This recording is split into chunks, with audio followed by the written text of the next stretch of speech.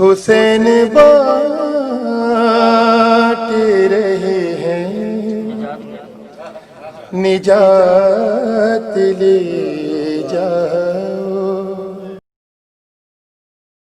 گھر سے سکون کی ابتدا کرنے کے لیے وَمِنْ آيَاتِهِ أَنْ خَلَقَ لَكُم مِّنْ أَنفُسِكُمْ أَزْوَاجًا لِتَسْكُنُوا إِلَيْهَا.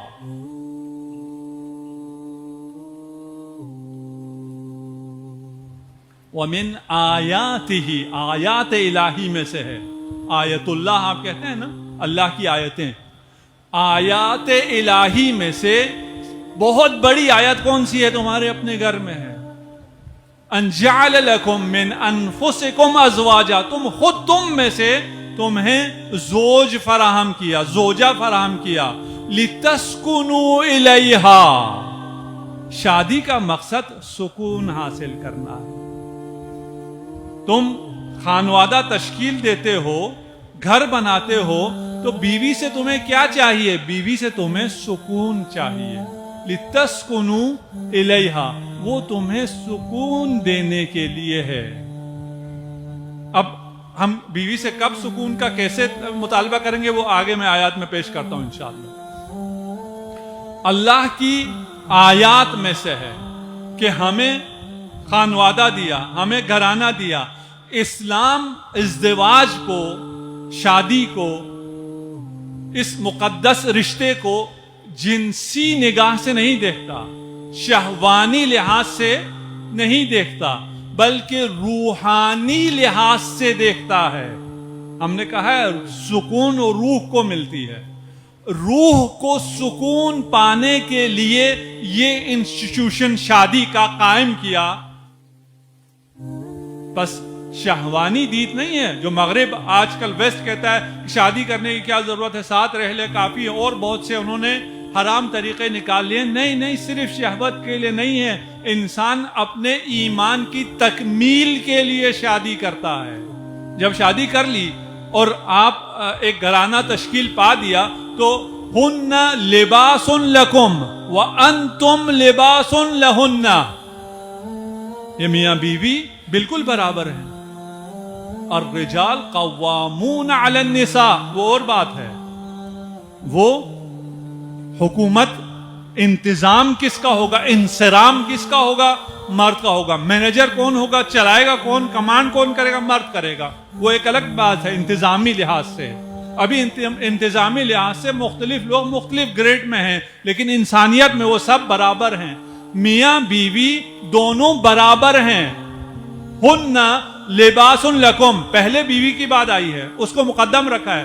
انتم کو تو بعد میں کہا ہے، تم بعد میں آئے ہو، تم بعد میں لباس ہو، وہ پہلے تمہارے لیے لباس ہے.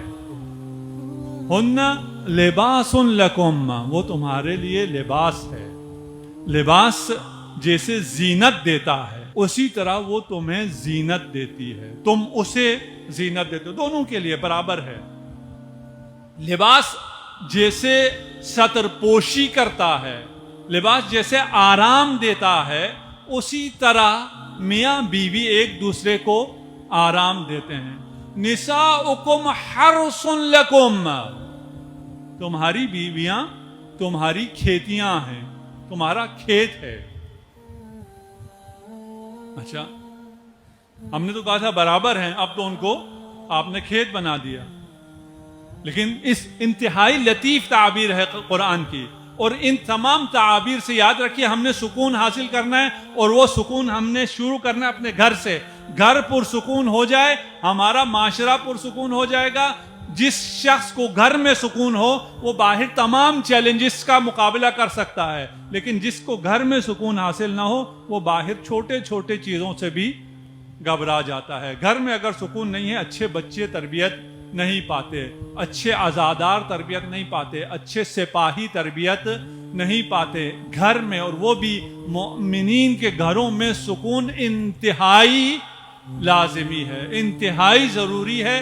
اور اگر بنا معلوم کیے ہوئے، یعنی ہمارا ورلڈ ویو صحیح نہ ہو، ہماری بصیرت صحیح نہ ہو، ہم صحیح نہ جانتے ہوں اور سکون میں ہوں، تو پھر یہ خواب غفلت ہے، یہ سکون نہیں ہے. نساؤکم حرث لکم، تمہاری کھیتیاں ہیں۔ اچھا، ہم نے پہلے کہا تھا شادی کرو کس لیے؟ لتسکنوا الیہا، تاکہ اس سے سکون حاصل کرو۔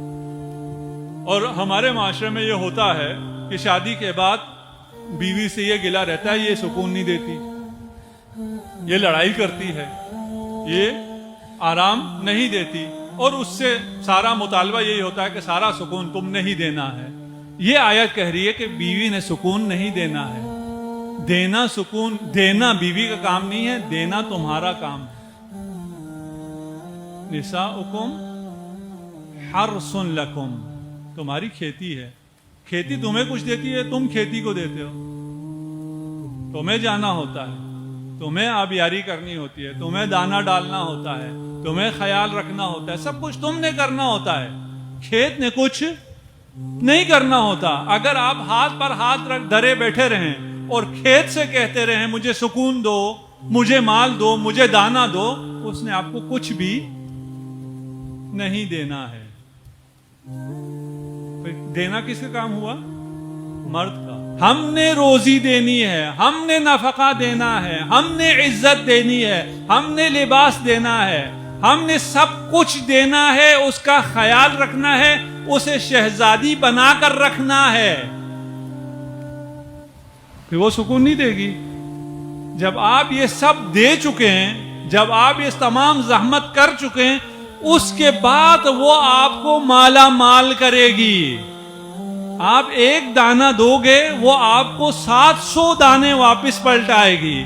آپ ایک سکون دیں گے، وہ 7000 سکون آپ کو پہنچائے گی۔ وہ آپ کو سکون دے گی، آپ کے بچوں کو سکون دے گی، آپ کے خاندان کو سکون دے گی۔ کس سکون کے بدلے میں؟ وہ ایک سکون کے بدلے میں جو آپ نے اسے دی ہے۔